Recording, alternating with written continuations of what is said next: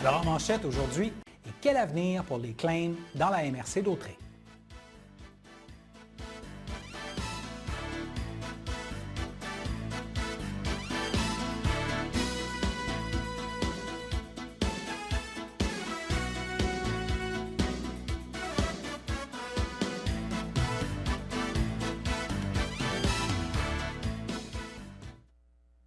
Alors bonjour mesdames, messieurs, mon nom est François Robert et bienvenue à votre bulletin d'information régionale du lundi 8 juin.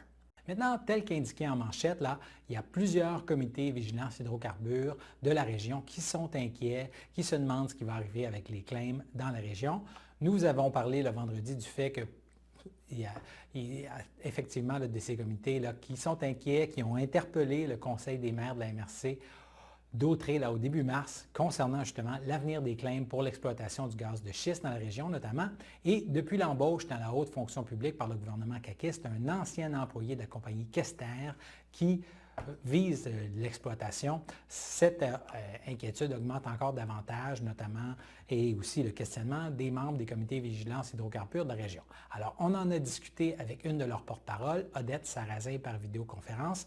Vous avez vu là 2 captures d'écran montrant un peu la quantité de claims qui ont été pris par des compagnies souhaitant exploiter les ressources naturelles du sous-sol de notre MRC et de la vallée de Saint-Laurent. Alors, pour cette deuxième partie d'entrevue avec Mme Sarrazin, on la retrouve juste un peu avant la fin de la première partie, diffusée l'autre jour, alors qu'elle lance l'appel à ne pas renouveler les licences pour les claims sur le territoire de la MRC d'Autrey et rappelle ce qu'implique la fracturation pour extraire le gaz de schiste. Alors, vous comprendrez ainsi mieux le début de la deuxième partie de l'entrevue que voici. Ne renouvelez pas de licence.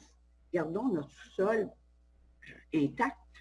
En tout cas, on y va un peu dans notre cours, là, mais c'est que ça impacte tout le Québec d'avoir des licences qui menacent. C'est ça. Puis la fracturation, quand on sait la fracturation, c'est que c'est des puits dont on fait des forages verticales, et ensuite on s'en va à l'horizontale.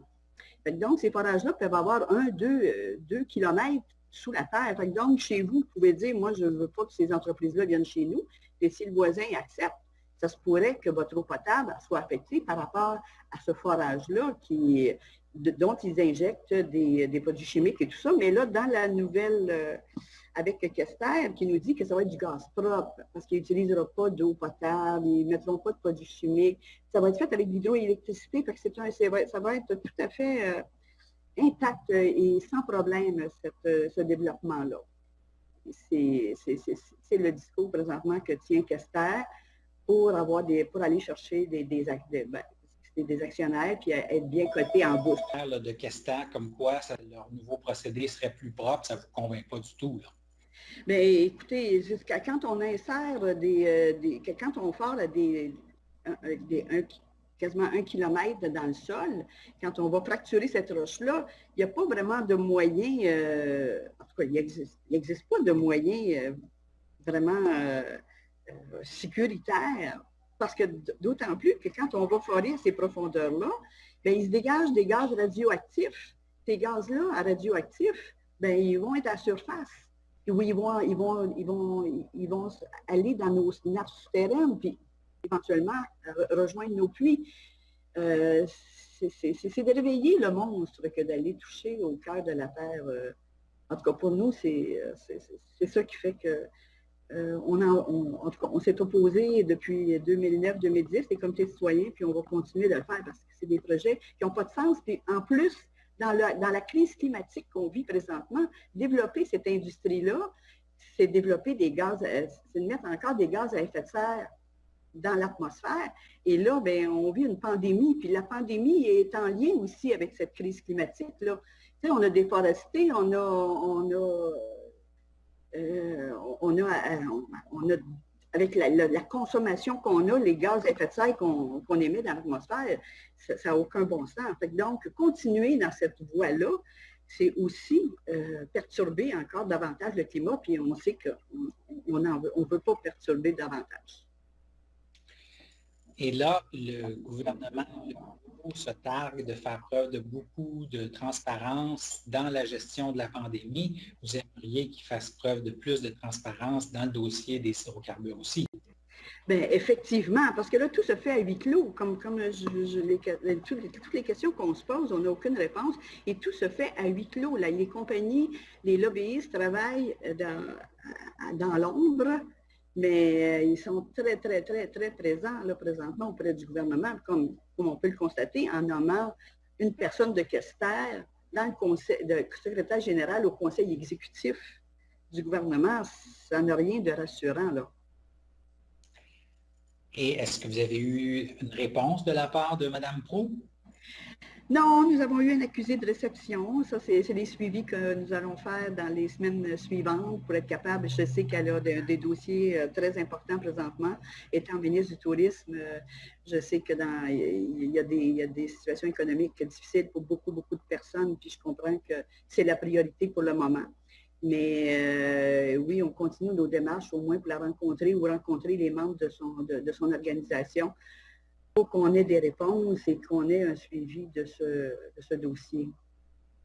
Et pour l'instant, qui sont vos amis dans cette démarche? Par exemple, là, le maire de Lanoraie, Gérard Jean, là, qui a, dans le passé, fait plusieurs sorties contre l'exploitation du gaz de schiste dans la région. Est-ce que vous avez communiqué avec lui pour qu'il vous appuie? Est-ce que vous avez communiqué avec le préfet, M. Germain?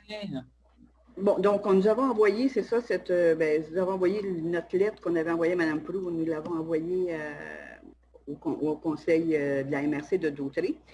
Par rapport à M. Jean faisait partie d'un comité de pilotage de maire qui existe encore et qui, maintenant, c'est Mme, dont j'ai oublié le nom, qui est de Sainte-Luce-sur-Mer, qui est la mairesse de Sainte-Luce-sur-Mer, qui est maintenant la porte-parole du comité de pilotage. Et oui, le comité de pilotage, présentement, travaille sur ce dossier-là. Et éventuellement, c'est ça, on nous ferons des représentations auprès de nos conseils municipaux pour qu'ils adoptent soit des résolutions d'opposition à ces projets-là. Et parce que les maires sont... Puis surtout que le Quester veut vraiment... son objectif à Quester, c'est d'aller sur la Rive-Sud, Jolie-Lotbinière, Bécancour.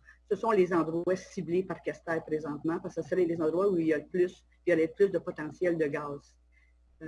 Donc, ces maires-là, déjà, de la Rive-Sud, dont le maire de Sorel-Tracy, qui fait partie du comité de pilotage, il y a je ne sais plus combien ils sont de maires là-dessus, mais le comité qui gère ça, sont une dizaine de maires du Québec qui apportent aussi ces demandes-là auprès de l'Union des municipalités du Québec et de la Fédération québécoise des municipalités. Donc, c'est un dossier à suivre, c'est un dossier qui revient très vivant. On croyait un petit peu enterré, mais l'industrie ne meurt pas. Donc, on suit ça de très, très près, puis c'est sûr que nos élus vont être interpellés très bientôt par rapport à ça, en espérant qu'on puisse aller les rencontrer et pouvoir jaser un peu. C'est difficile un petit peu de ces temps-ci d'être en contact avec les gens, puis c'est comme ça qu'on réussit à passer nos messages. Mais Caroline, qu'elle intervienne directement auprès du premier ministre et du ministre de l'Environnement dans ce dossier, si je comprends bien. Là. Bien, oui, c'est ce qu'on souhaite vivement, puis qu'elle porte le message que nous, on porte comme comité de citoyens, parce que c'est un impact important pour tout le Québec. C'est pas juste la MRC de Dautrey. Là. Bon, bien, merci d'avoir pris le temps de commenter le dossier aujourd'hui, puis n'hésitez pas à nous faire signe s'il y a des nouveaux développements.